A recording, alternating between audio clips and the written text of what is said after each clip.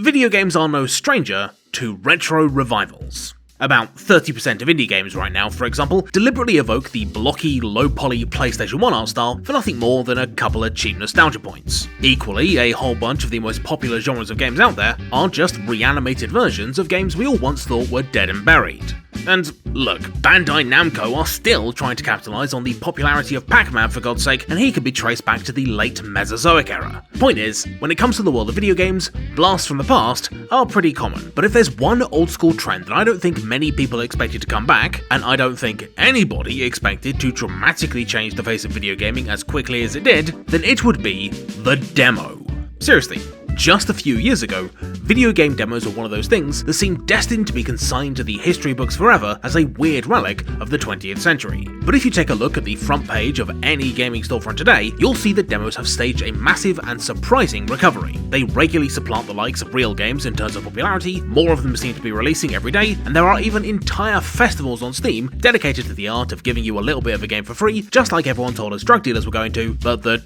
actually don't. Now, I know what you're thinking. Everybody knows that the return of demos is basically a good thing, and the reasons why they're a pro-consumer development, particularly in comparison to something like early access, are pretty self-evident. So why am I making such a big deal about this? Well, it's because I think the return, or rather the revenge of the demo, is about much more than a simple change in the way games are getting marketed. The increased popularity of demos also coincides with a fundamental change in the way many games are getting designed as well, even counting titles that don't have a demo. Yes, you didn't mishear me just then. I think demos are so powerful that they're even beginning to affect games that don't actually have them. And in order to understand why that is, we need to first answer the question of why demos went away in the first place, and what caused them to come back.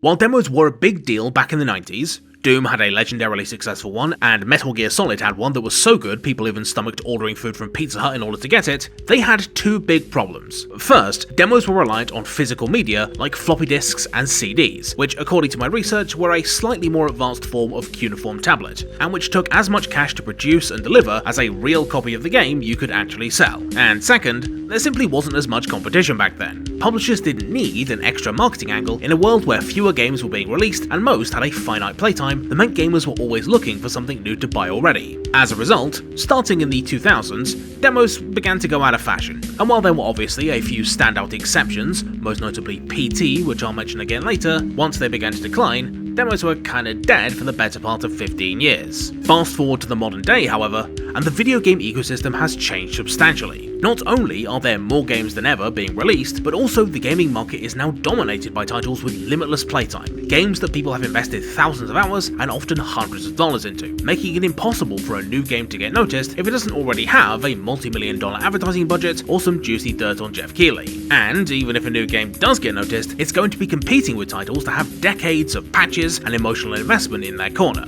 Going toe-to-toe with so-called forever games in a fair fight is an uphill battle to say the least, and that's why modern demos have seen such a dramatic and effective revival. Demos are all about having the lowest possible barrier to entry, but using their tiny window of opportunity to prioritize one thing and one thing alone, pitching themselves to you and getting you hooked in and invested in the quickest, punchiest, and most evocative way they can. And it's this approach of combining immediate accessibility with a full frontal charm offensive that's informed many of the most effective demos in recent memory. The likes of Balatro initially appeared to be just another deck builder, but it wowed with an intuitive gimmick and immediate dopamine spikes. Cairn stuck in players' memories by giving them a whole mountain to climb right off the bat and by not pulling its punches at all, and the massive early success of Arc Raiders could be attributed to the fact that its free testing period, which was basically a demo, eased players into a genre that's normally very hard to get to grips with. Hell, I've recently run into just how powerful demos can be in the form of the Devil, a game with a demo that was so good that I had to do a last-minute re-edit of my Best Games of 2025 video just to accommodate it.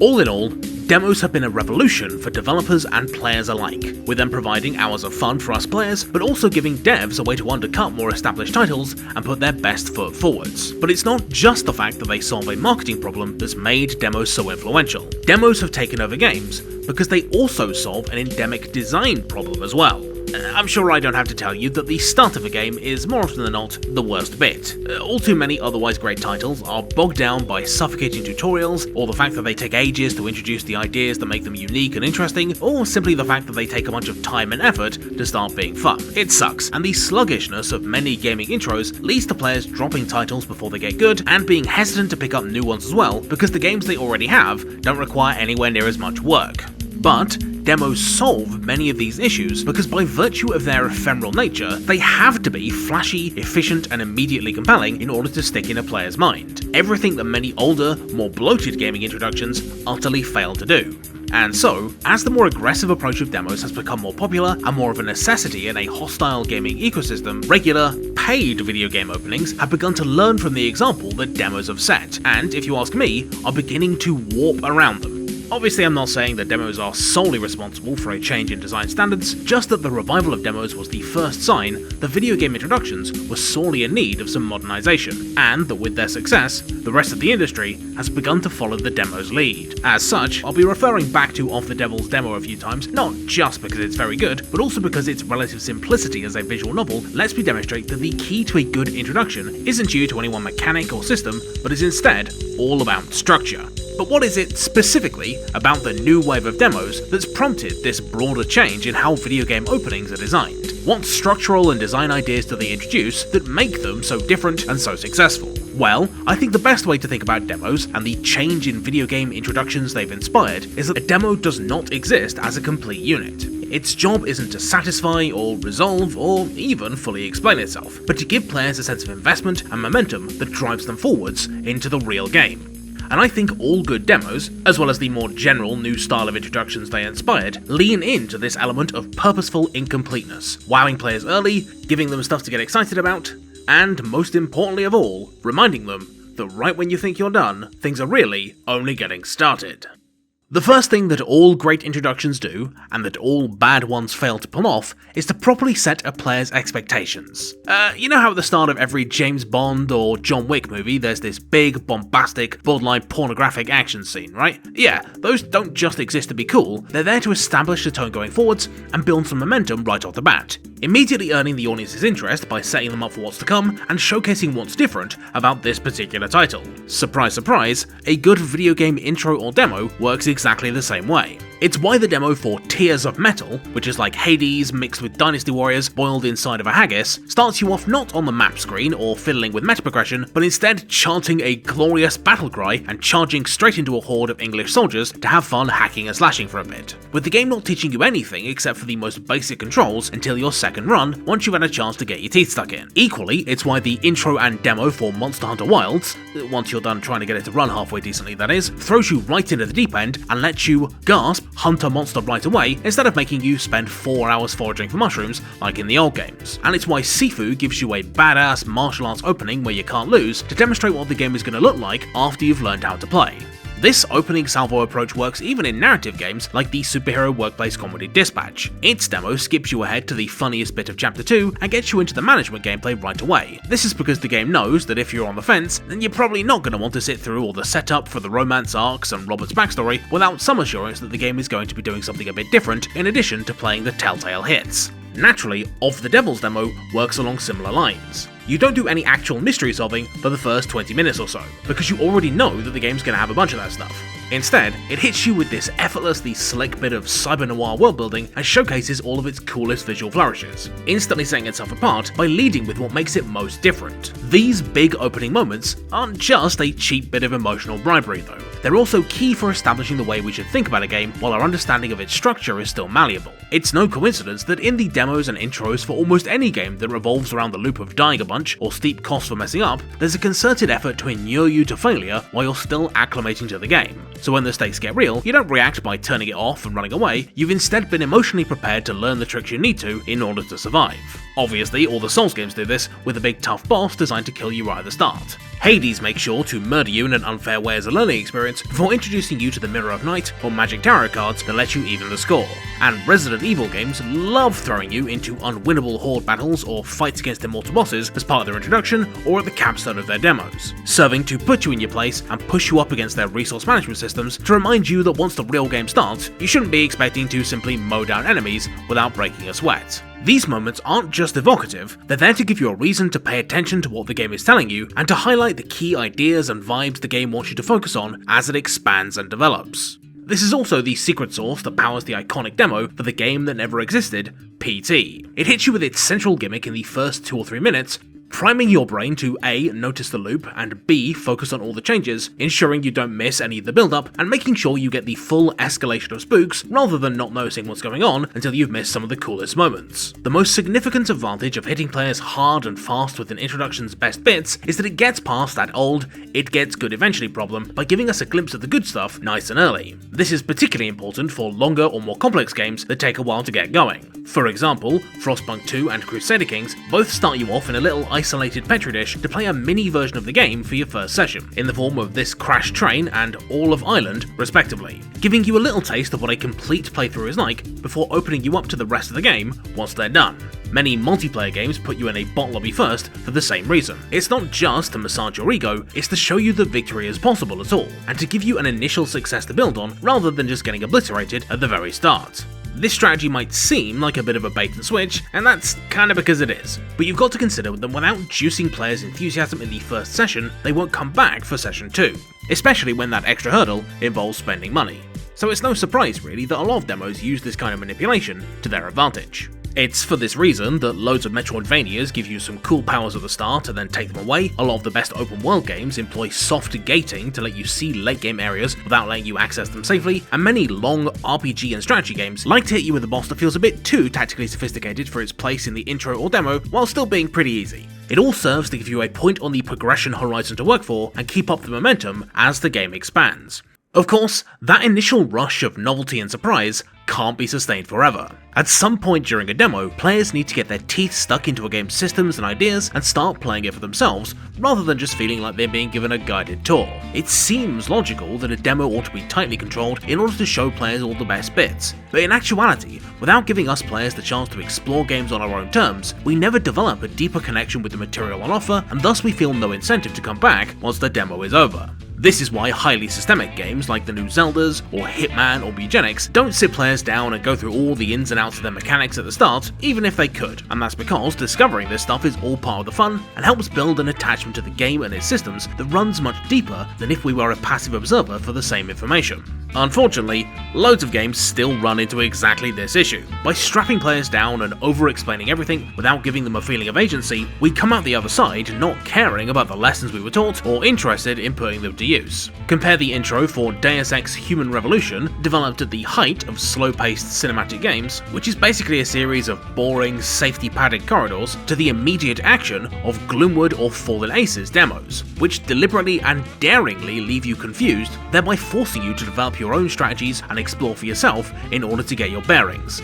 all leading to a much more personal sense of investment in where all these ideas end up going. In openings where the player is just there to push buttons in order to move the script along, we feel like the game would more or less happen without us, but when our actions end up defining the gameplay, even if it is within the relative confines of a demo, an otherwise controlled experience can end up feeling much more personal, and that's why many great demos give us a chance to make important feeling choices, even if we know deep down we're still playing in the kiddie pool. This is why Pokemon's first big moment is making you choose a little guy, and it's why the demos for the cute tactics game Double Dungeon and the not so cute tactics game Menace let you start messing with your builds and equipment almost right away, because they know that getting to customize your units is what makes you develop an attachment to them, and by extension, the rest of the game. A demo giving players important feeling choices doesn't just have to amount to explicit branching paths though. Simply giving us the chance to demonstrate and reward our agency is more than enough. Esoteric Ebb's demo, which takes a few cues from Disco Elysium if you haven't noticed, very smartly gets players immediately invested by constantly asking them how they feel about the plot details they learn, forcing players to at least entertain the idea of emotionally committing to the story as they progress. Similarly, Of the Devil elegantly solves the issue of how to get players to take in the details of the mystery and keep them invested at the same time by giving them little pop quizzes and rewarding them with currency throughout the demo, encouraging you to pay attention for the promise of extra scenes and maybe a keychain at the end for getting them all right. People like feeling in control and like what they do matters, so letting them do it early and often can pay off big time, even in a relatively limited demo. the excellent climbing game Cairns demo could have just been a static series of climbing walls, and it would have still communicated what the game's all about and also shown off its cool climbing mechanics. But in giving us the challenge of navigating this training mountain entirely under our own power, the game forces us to make more decisions for ourselves and thus immerse ourselves deeper into the game. In fact, optional challenges in general are actually a really good way that many demos and intros draw in players during what can sometimes be a tediously easy part of the game. By throwing down the gauntlet nice and early, demos can give us the chance to prove our skills and provide a break from all the teaching, all while still giving us a nice personal stake in continuing the game. I put hours into Titanfall 2's awesome training racetrack because it dangles a seemingly impossible time right in front of you, hinting at the possibilities of the movement system that you won't fully master until the end of the game. And Claire Obscure has no less than 3 optional fights in the very first hour. The Lumiere Mime, the Mael rematch, and the Chromatic Lancier give more experienced or more confident players a chance to stretch their legs and let them feel like they're getting rewarded with something special, building an ever greater sense of momentum and a desire to push past the intro and towards the rest of the game. While a strong demo or intro does have to tempt players and build a sense of momentum, it's imperative that they never actually pay off that desire to fully explore the game or allow players to reach the potential that the demo describes. A demo or intro that's too complete and neatly resolves all of its ideas squanders the whole purpose of getting people to play the real game, because if the demo leaves the player completely satisfied and doesn't give them a reason to come back, then they'll miss out on all the more sophisticated gameplay that all of this was building up to. I've unfortunately felt this a bunch with some otherwise great demos. Yap Yap, a Lethal Company style Runaway from Monsters game, had a really cool gimmick with vocal spellcasting as well as some fun physics action. But even after just a few runs of the demo, my friends and I felt like we kind of fully explored what we could do with our tools and felt no desire to return for the full game. Equally, the demo for Blood Thief, a great first-person speedrunning platformer, has a bunch of levels with some really hard challenges that all build to a satisfying crescendo, so by the time I got done beating them, I kind of felt like I'd had my fill and didn't really feel enthusiastic about the main game. As weird as it is to say, a demo or intro needs to leave you dissatisfied because it's that very impression that you've barely gotten started and that there's so much more you want to do that catapults you into the real game. They need to give you a reason to keep playing, and they can't do that if you get the payoff before the game's ever really gotten started. It's exactly this idea that makes the demo for Rel Warped Worlds so good. It starts off as a pretty cool puzzle game about combining elements to make spells, but right towards the end, the game casually drops a time delay spell that lets you set up multi-step combos and dummies that cast spells for you, allowing you to cast multiple spells at once, deliberately denying you the ability to fully explore these insanely cool mechanics and instead just hinting at all of the cool possibilities that are now just out of reach. Equally, the demo for Lies of P very smartly doesn't stop at the conclusion of this nice satisfying boss fight against the cool robot, but a few minutes after, just in time for it to introduce a massive upgrade system that you won't really get to use. It's frustrating, but in a good way, because it makes you excited to play the rest of the game and squeeze as much enjoyment as you can out of all the optional challenges. This is also why more successful demos for roguelikes cut things off early rather than give players a full run but with a limited toolkit. Balattro's demo stops right at the point your engine is starting to come together, and the Bazaar gives you just one run with each of its 3 basic characters, both games only giving you enough time to get a taster of all the cool strategies that you won't get to use until you come back. Conversely, in other roguelikes like the excellent Demon Bluff, which is like single player Blood on the Clock Tower, the tile managing strategy game The King is Watching, or the Let's Go Gambling Simulator Cloverbit, all of which give you free reign to get to the end just with less content, it's kind of easy to just, play them a few times until you win, and then you've had a complete experience that it's difficult to find a reason to revisit because it feels like you've done everything even when you haven't. Basically, it's the classic showbiz rule that you've always got to leave the audience wanting more, except applied to game design, and it's this rule that informs the fantastic closing moments of the Devil's great demo, which are a small spoiler for the real premise of the game, so go here if you promise to play it yourself. Okay, cool. Right when you're done solving the case and proving that this guy is innocent, Of the Devil gives you a big congratulatory pat on the back and then immediately hits you with a bombshell twist. The Heartbreak Killer, who actually did the murder, is none other than Morgan, the player character. And not only have you been helpfully covering up her involvement the entire time, but also her undefeated prosecutor co-worker is on her trail, and has solved the demo case faster than you without the inherent advantage of being the culprit. Oh shit, the spoiler people are coming back. The fact that it was all a dream is a huge reveal that not only recontextualizes the last hour and a bit of demo, but it dramatically expands the scope and stakes of the story, and sets up a bunch of cool new adventures with a much more nuanced central character dynamic that are too big to be contained within a demo. And that's kind of the point, right? Demos and introductions are just a small part of a much larger piece of art. But it's in embracing and refining this individual idea that games are beginning to realise their full potential as a more mature and developed medium that understands its own rules and structure. Back in the days before demos returned, and before most games worked out that tying players down with boring, suffocating tutorials usually wasn't a great idea, this impression that if players missed something then they'd be totally lost, or that we couldn't be trusted to develop our own relationship with the game, spoke to a fundamental lack of confidence in their design. But now, as developers are beginning to work out what makes players tick and develop a more consistent language of video game design, our scrappy underdog of an art form is beginning to take its place alongside the others. This is why I think it's kind of short-sighted to view demos in strictly economic terms. Don't get me wrong, without the obvious financial incentives they wouldn't be anywhere near as widespread, but even before market forces conspired to make demos the correct business decision, several prescient games saw the potential they represented, took a huge risk, and games are all the better off for it. Without the likes of Doom's shareware demo, which showcased the potential of a whole new genre right off the bat with a dramatic, fast-paced intro, the first-person shooter as we know it may never have left the design cradle. And without more modern demos that serve as a proof of concept for a game that hasn't even been made yet, many fantastic experiences would never get the chance to be played.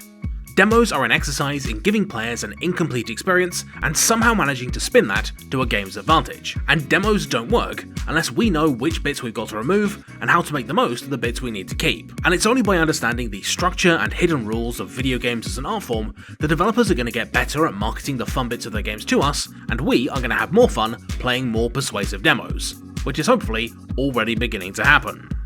So, the next time you're bored and looking for something to play, maybe don't boot up an old favourite, and instead, why don't you have a go with a few demos? Not only are you probably going to find a brand new game you like, but the more of them you play, and the more you encourage developers to think a bit harder about how they introduce their work, the better games as a medium are going to get as a result. Just remember that sometimes, when something feels incomplete, it's like that for a